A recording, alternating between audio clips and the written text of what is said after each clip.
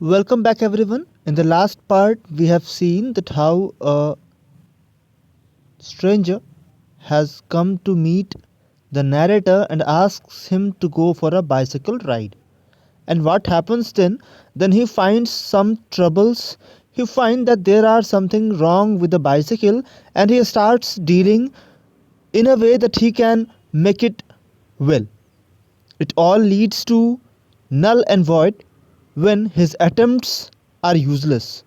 The narrator's bicycle is completely destroyed and he feels quite a lot upset when he looks at the condition of his bicycle. Narrator को अपने bicycle की condition को देखकर अफसोस हो रहा होता है जब वो पर्सन जो उसे मॉर्निंग राइड के लिए बुलाने आया था उसने उस पूरे साइकिल को खोलकर एक बहुत ही जर्जर अवस्था में पहुंचा दिया है. That was the first part and now we are going to study the second part of the story. He then said that while he was about it, he would see to the chain for me and at once began taking off the gear case. अभी पहले part में हमने देखा था कि वो उसके पहियों से काम कर रहा था, पहियों का काम कर रहा था. अब इस केस में वो उसका चेन भी निकालने लगता है. I did try to dissuade him from that. I told him what an experienced friend of mine once said to me solemnly, if anything goes wrong with your gear case, sell the machine and buy a new one. It comes cheaper. तो मैंने उसे बताया कि मेरे एक friend ने मुझे ये कहा भी था कि अगर मशीन के साइकिल के गियर केस में कोई प्रॉब्लम आ जाए तो इसे बेच डालो और एक नया ले लो. वो कहता है people talk like that who understand nothing about machines. वो पर्सन जो नैरेटर के पास मिलने आया था ही सेज कि लोग ऐसा कहते हैं और उन्हें खुद ही इसके बारे में कुछ पता नहीं होता. Nothing is easier than taking of a gear case. वो पर्सन कहता है कि भला गियर केस को निकालने से आसान तो कुछ है ही नहीं. I had to confess he was right. मुझे भी मानना पड़ा कि वो सही है. In less than 5 minutes he had the gear case in 2 pieces. 5 minute से भी कम समय लगे जब उसने गियर केस को 2 टुकड़ों में बांट दिया. Lying on the path and was grovelling for screws. और फिर वो स्क्रूज को लूज करने में लगा पड़ा था. He said it was always a mystery to him the way screws disappeared. वो कह रहा था कि ये उसके लिए एक रहस्य की बात होती है, हमेशा ही एक मिस्ट्री होती है कि कैसे जो स्क्रूज है वो डिसअपियर हो जाती हैं, वो गायब हो जाती हैं. Common sense continue to whisper to me, stop him before he does any more mischief. अभी जो मेरा कॉमन सेंस था वो मुझे बार बार कह रहा था. विस्परिंग मीन्स धीरे से कानों में कहना. तो मेरा कॉमन सेंस मुझे बार बार कह रहा था कि इसे रोको, इसके पहले कि वो कुछ और मिसचीफ करे, कुछ और गलतियां कर बैठे, उसे रोको. You have a right to protect your own property from the ravages of a lunatic. मेरी जो अंतरात्मा थी वो मुझे कह रही थी कि तुम्हारे पास सारा अधिकार है कि तुम इस सन की, ल्यूनेटिक मीन्स मैड पर्सन, इस पागल इंसान के हाथों अपनी प्रॉपर्टी को बर्बाद होने से बचाओ.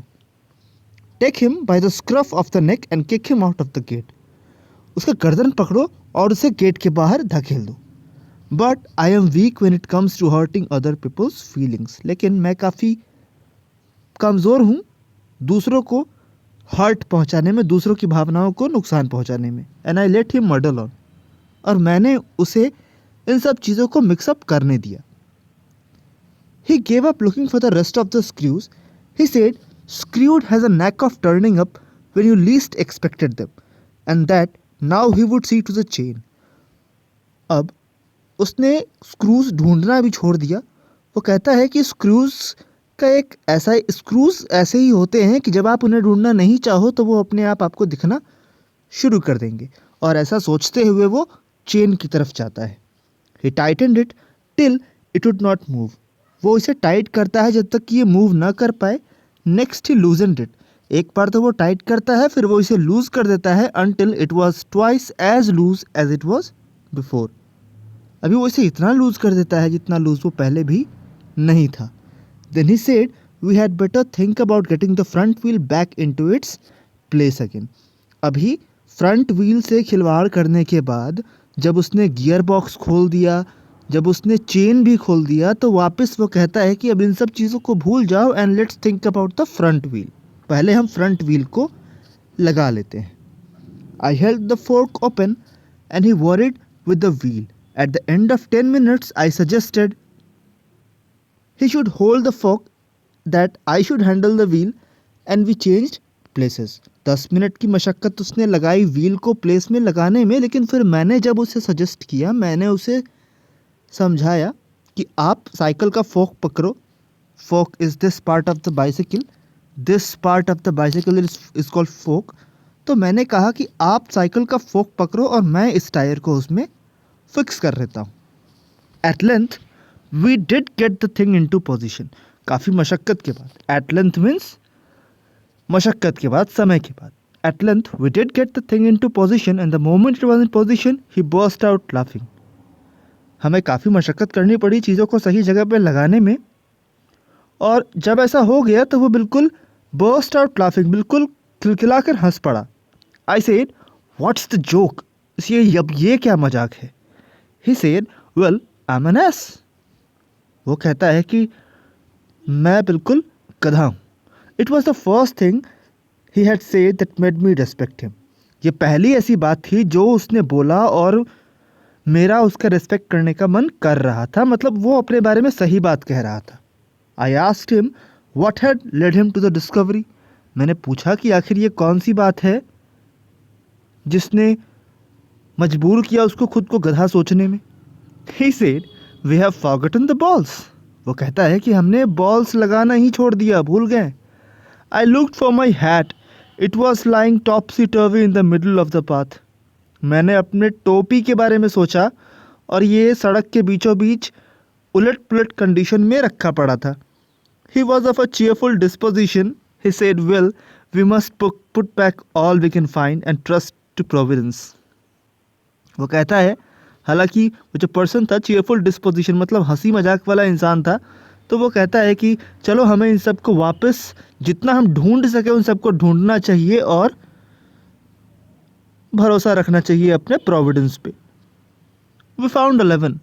16 थे लेकिन हमने 11 ही ढूंढा।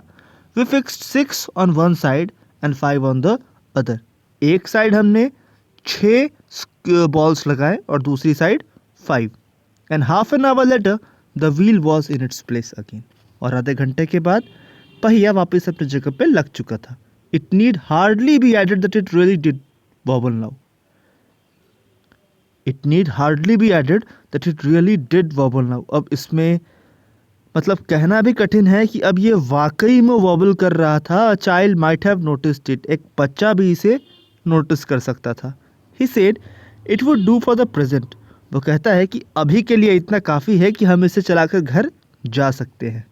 आई said watching you do this is of real use to me. मैंने उससे कहा कि तुम्हें ऐसा करते देख मुझे वाकई में तसल्ली हो रही है। It's not only your skill that fascinates me, it is your cheery confidence in your self, your inexplicable hopefulness that does me good. मैंने उससे कहा कि ये तुम्हारा स्किल नहीं जो कि मुझे फैसिनेट कर रहा है, मुझे that is making me feel good, बल्कि ये तुम्हारा चीयरी कॉन्फिडेंस है तुम्हारे खुद में जिसके कारण मुझे अच्छा लग रहा है। दस इनकरेज्ड, अब चूंकि वो इनकरेज्ड हो गया था मेरी बातों से, he set to work to refix the gear case. वो दोबारा से गियर केस को फिक्स करने में लग गया। He stood the bicycle against the house. उसने घर की दीवार पर टिकाकर बाइसिकल खड़ा किया and work from the off side. Then he stood it against a tree. फिर उसने उसको पेड़ के साथ खड़ा किया and work from the on side. और फिर वो उसको आगे से मरम्मत करने लगा। Then I held it for him. फिर मैंने उसे पकड़ा, मतलब एक बार तो वो दीवार में ओट लगा के खड़ा करता है, दूसरी बार पेड़ पे, और तीसरी बार मैंने खुद ही उस साइकिल को पकड़ रखा था। While he lay on the ground with his head between the wheels and worked at it from below and dropped oil upon himself. अभी जब वो इसके व्हील्स के साथ काम कर रहा था तो उसने खुद पे ही ऑयल गिरा लिया। Then he took it away from me and doubled himself across it till he lost his balance and slid over on his head. Then he lost his temper. फिर वो अपना टेम्पर खो देता है and tried bullying the things, और फिर चीज़ों को धमकाने की कोशिश कर रहा था. Bullying means to make to get angry over someone. The bicycle I was glad to see showed spirit. Bicycle जिसको देखकर मैं खुश हो रहा था, वो that was showing spirits, and the subsequent proceedings degenerated into little else than a rough and tumble fight between him and the machine. और जो बची कुछ चीज़ें थी उनको देखकर ऐसा लग रहा था कि एक फाइट है जो कि उस पर्सन और मशीन के बीच लगातार जारी थी. One moment the bicycle would be on the gravel path and he on top of it. ऐसा लग रहा था कि अगले ही समय साइकिल जो है वो ग्रेवल पाथ जो वो सड़क पे होगी और वो उस पे बैठा होगा. The next the position would be reverse. He on the gravel path, the bicycle on him. मतलब अब मेरी साइकिल की स्थिति ऐसी थी कि वो बैठकर जाएगा तो सड़क पे, लेकिन अगले ही मोमेंट क्या होगा, that he will be on the gravel path. सड़क पे वो गिरा पड़ा होगा और बाइसाइकिल उसके ऊपर.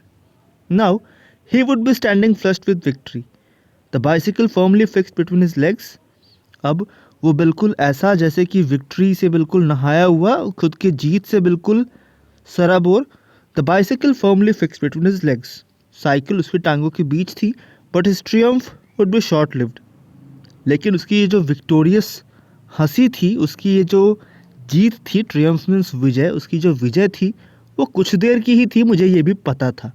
By a sudden quick movement it wood free itself and turning upon him hit him sharply over the head with one of its handles. मुझे पता था कि कुछ ही देर में साइकिल का पुर्जा पुर्जा अलग हो जाने वाला है और उसके एक हैंडल से उसे ही चोट लगने वाला है. At a 1:15, dirty and disheveled, cut and bleeding, he said, "I think that will do," and rose and wiped his brow. अभी कुछ ही देर हुए थे, 1:15, 1:45 होने वाले थे. Dirty and disheveled, cut and bleeding, वो पूरी तरह से गिरकर उसे काफ़ी चोटें आई थी. वो कहता है कि I think that will do, मुझे लगता है कि ये काम करेगा. उठता है और अपनी भौहों को पोंछता है. The bicycle looked as if it also had enough of it. Bicycle भी देखने में ऐसा लग रहा था जैसे कि इसने अपने साथ काफ़ी कुछ एक्सपेरिमेंट्स कर रखे हैं. Which had received most punishment, it would have been difficult to say. आखिर इस बाइसिकल के साथ आखिर इस बाइसिकल को जिसने सबसे ज़्यादा पनिशमेंट झेला था, उसके बारे में तो कहना भी डिफ़िकल्ट है. Would have been difficult to say. I took him into the back kitchen where so far as was possible, he cleaned himself, then I sent him home. फिर मैं उसे अपने घर के बैक किचन में ले गया और जितना हो सकता था मैंने उसे साफ किया. फिर मैंने उसे उसके घर भेज दिया. So this was really a very amusing and very humorous story from Jerome K. Jerome. It's abridged, means it's shortened and changed with its content. That's all for this video. We shall talk about another chapter in the next video. Till then, thanks and goodbye.